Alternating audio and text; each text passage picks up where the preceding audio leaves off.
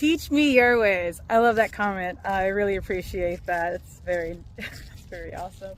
But before I do, I would like to give a disclaimer. I am not a professional nutritionist. I am not a professional coach or trainer.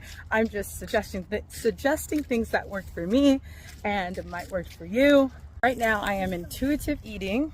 I am protein encouraged, low carb foods, low carby foods on low energy days or low intensive days of working out. Of course, I'm staying away from all junk foods, refined sugar, refined flour, processed foods. I enjoy veggies. I eat a lot of veggies and I eat a lot of chicken.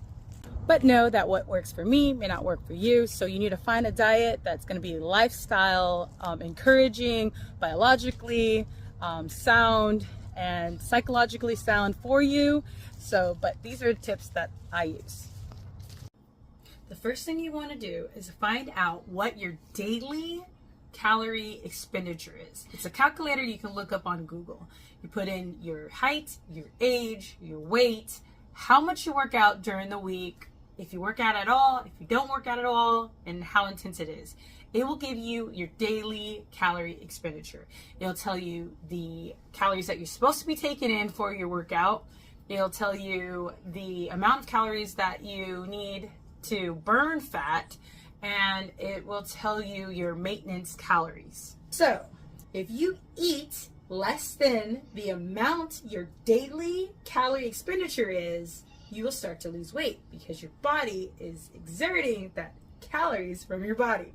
That means if you were just sitting down and not doing anything, your body will automatically burn off an amount of calories or energy just by sitting there and breathing. In order for you to lose weight, you must be at a calorie deficit.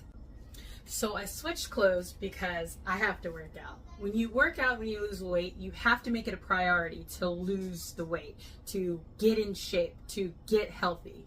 Whether it is to gain muscle, gain strength, gain your core after having children, or to look good, it is important that you are consistent.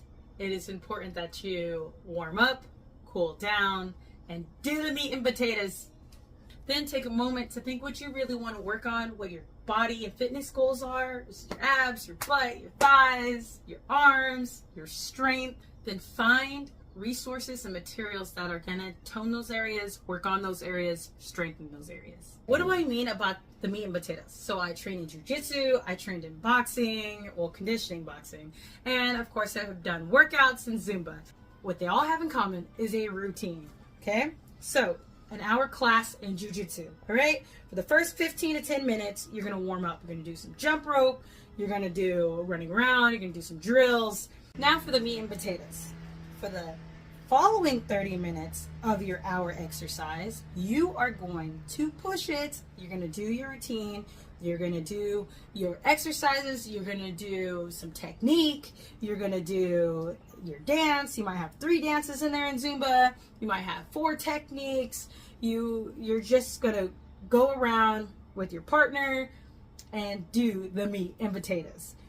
Usually about the last 15 to 20 minutes is the highest, the intensity of the workout, so be prepared for that. Then you have the last 10 to 15 minutes, depending on who you're learning, and what you're doing.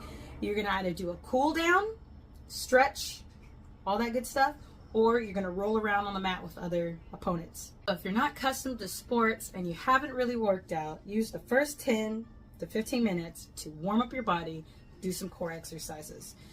For the next 20 to 30 minutes, do your meat and potatoes, get your workout in, and in the last 10 to 15 minutes of your 45-minute workout, you are cooling down or you're stretching.